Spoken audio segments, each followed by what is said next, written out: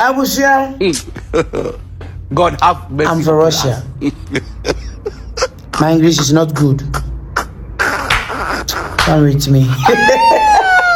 Abusia. Me papa mu koko akuafo.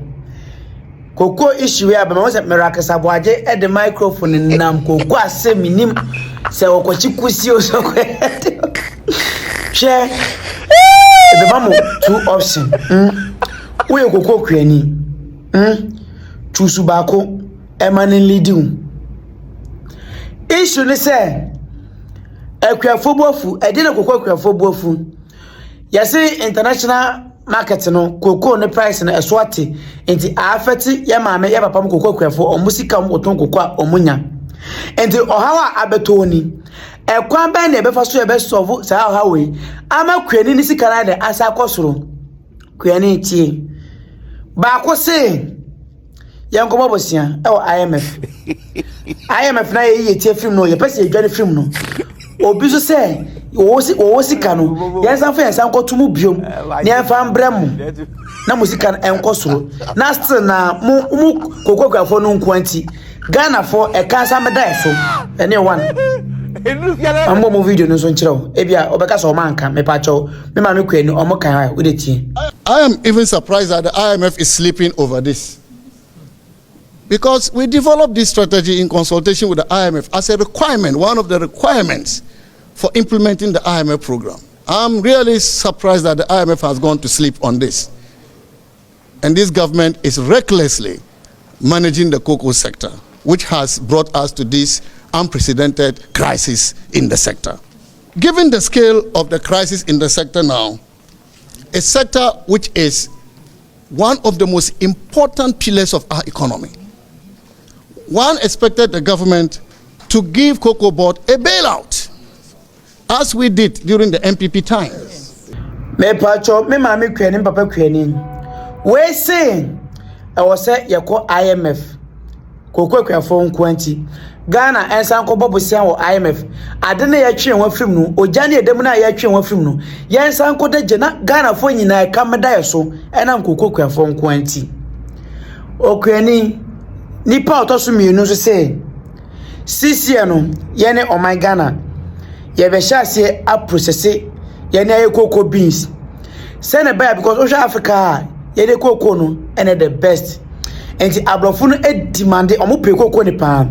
enti start say process cocoa na omo be demand enti ye process 50% no ono oba enyo na be kasa obeto cocoa ni say o ye ne e na be ma broni ne ebo because we dey kwa u pay ni bi e na say first na ma 100% ni na sisi na teso into pen more ebo e de be ma no e na obeje. We're going to stop foreign funding for the purchase of our cocoa.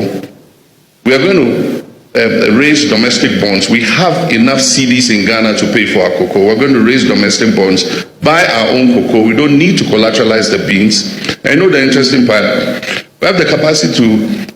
process 400,000 tons of those beans, processing capacity in Ghana. But because the beans are collateralized, we cannot even allocate those beans to the local processors. We have to ship all the beans outside. Now, if we buy the beans ourselves, we can take 400,000 tons out of the beans and give to our local processors to add value.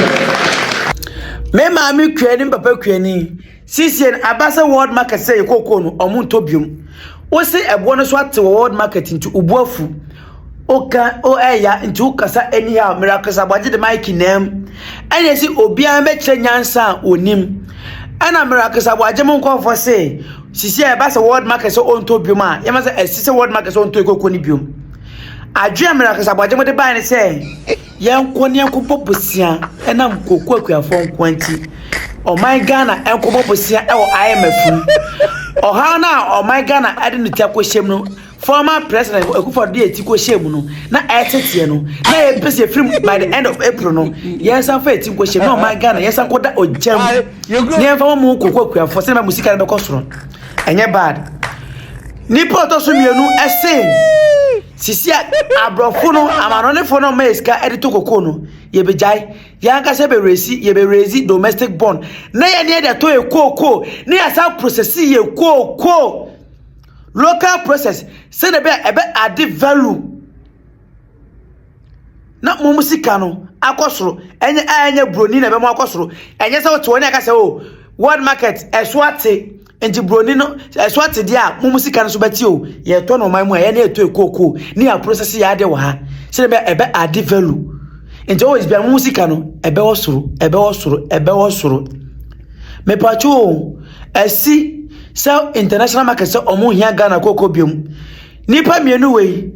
why ni nyansanya wukwani na wonto wase no o chusu no simple logic ya kasa mo follow be official mo ntia se enti mama me kwani papa kwani abrafo so wonto ekoko ni biom why enti me pacho issue no solution ye tu ba ko se ngobo bosia ba ko se da biya mo bosia ya ne be to ekoko na ya ne local process no ase na a develop na musika na kosoro chusu ba ko mo so la kasa na obi the microphone say ni pa people be jira na we nyansa mo kire no eni enti ma me kwani papa kwani a wonti wase udi atem obi kwasia obi ye jimifo na obi ye wudini on the obasa na ye bro na mo de politics a hemoni ase mo ntie obi o nyansa o vision dede e kasa mo follow obi o vision mo kasa mo we mo be san kwase me tina ka say Ghana ye san ko bo say IMF for in the critical condition say world market international market so omo to Ghana ko ko bi ma asema omo me da kasa baje mo kan say yanko ya bobosia but nipa na ogina ho na mo bremu no ono say yanko bobosia bia yempe foreign fund bia bi ye na beto ekoko na mo add value to mo musika na mo munya na kasa we have won to save Ghana.